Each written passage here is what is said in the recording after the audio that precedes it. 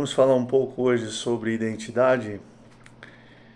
Todos nós temos a nossa identidade, que é resultado da nossa experiência de vida, que é resultado de tudo aquilo que a gente vivenciou no decorrer dos anos, das décadas que Deus tem nos permitido viver. Mas a pergunta que fica para a gente hoje é: o que realmente Deus tem para nós? Qual é o propósito dele?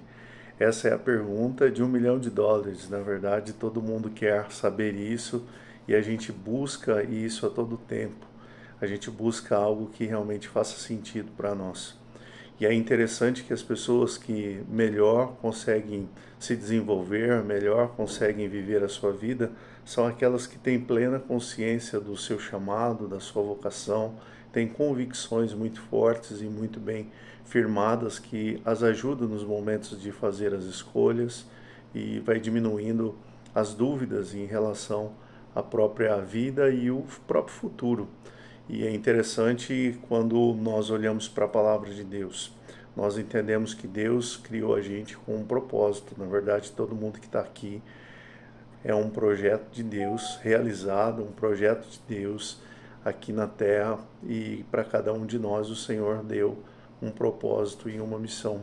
Quando nós nos encaixamos dentro desse chamado, dentro desse propósito, dentro dessa missão de Deus para nós, a vida começa a realmente fazer sentido. Nós, infelizmente, enquanto seres humanos, muitas vezes estamos em busca de coisas que nos satisfazem por um tempo, mas tem a capacidade de fazer com que a gente permaneça vazio, mesmo nos enchendo de tantas coisas que a gente vai encontrando pelo caminho. Uma das experiências mais maravilhosas que eu pude ter lendo a palavra de Deus aqui no Evangelho de João, no capítulo 3, é quando João responde aos seus discípulos, versículo 27 até o versículo 30, ele responde aos seus discípulos dizendo algo extremamente importante e alguém que tem plena consciência do seu chamado, ele tem convicção da sua identidade, ele sabe quem ele é e sabe qual é a missão que ele está para executar. E ele vai responder aos seus discípulos dizendo assim, ó: ninguém pode receber coisa alguma se não lhe for dada do céu. Vocês mesmos são testemunhas de que eu disse: eu não sou o Cristo, mas fui enviado como seu precursor. A convicção de João Batista, apesar do glamour que ele estava vivendo, se é que eu posso chamar disso, mas apesar de todos os holofotes estarem voltados nele, ele estava fazendo um grande movimento, muitas pessoas estavam seguindo, ele já tinha conseguido organizar um grupo de discípulos e é a esses discípulos que ele vai ministrar. Ele estava sendo ali já por muitos questionado se ele era o Cristo, se ele era o profeta, quem ele realmente era, porque o movimento que João Batista ele vai desenvolvendo começa a chamar a atenção das pessoas. E se ele não tivesse plena consciência de quem ele era e qual era o chamado dele, ele poderia se perder. Eu acho que aqui está uma chave muito importante para a gente guardar no nosso coração, no sentido de que, por mais que nós alcancemos uma notoriedade, por mais que a gente tenha conquistas na vida, nós precisamos compreender que tudo aquilo que a gente faz deve apontar para aquele que merece toda a honra, toda a glória e todo o louvor. Tudo que a gente faz deve evidenciar a presença e a pessoa de Jesus Cristo.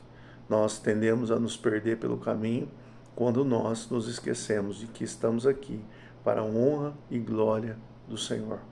Nós temos muitas vezes nos perdido nas nossas escolhas porque escolhemos a partir dos nossos próprios interesses. João Batista, apesar de todo o movimento que ele conseguiu desenvolver, apesar de tudo aquilo que estava acontecendo na vida dele naquele instante, ele estava muito tranquilo, porque ele tinha plena consciência de quem ele era e qual era o chamado dele. E tudo que ele fazia deveria evidenciar, preparar o caminho daquele que haveria de vir. O versículo 29 diz assim: o que tem o noivo é a noiva, o que tem a noiva é o noivo. O amigo do noivo que está presente e o escuta se alegra muito por causa da voz do noivo, pois essa alegria já se cumpriu em mim. Então João Batista está dizendo assim, olha, a minha maior alegria não é ser o Cristo. A minha maior alegria é saber que eu tenho a oportunidade de preparar o caminho para a chegada dele. A minha maior alegria e a plenitude do meu chamado, do meu propósito, está justamente em cumprir o mandato de Deus de preparar o caminho para aquele que tem que vir, aquele que realmente merece a honra, a glória e o louvor. Aqui fica para a gente uma palavra muito especial, no sentido de que a nossa alegria precisa estar nele, a nossa alegria precisa estar no Senhor, a nossa alegria precisa estar em saber que fazemos parte de um projeto chamado Reino de Deus, onde toda a honra e toda a exaltação é a Deus e não a nós mesmos. Quando nós nos iludimos pela fama, quando nós nos iludimos pelos elogios, nós deixamos passar a grande oportunidade de entender o nosso lugar no reino e que nós somos servos desse rei, que é o Rei dos Reis, Senhor dos Senhores. A palavra de João Batista não poderia terminar de maneira diferente, a não ser dizendo, convém que ele cresça e que eu diminua. Essa é a palavra de João Batista como um exemplo de inspiração para mim e para você. Convém que ele, o Senhor, o Rei dos Reis, ele cresça e que a gente diminua. Afinal de contas, é por ele, é por meio dele e é para ele que todas as coisas foram feitas. A ele seja a honra, a glória e o louvor pelos séculos dos séculos. Amém e amém. Deus te abençoe. Grande abraço. Fica com Deus.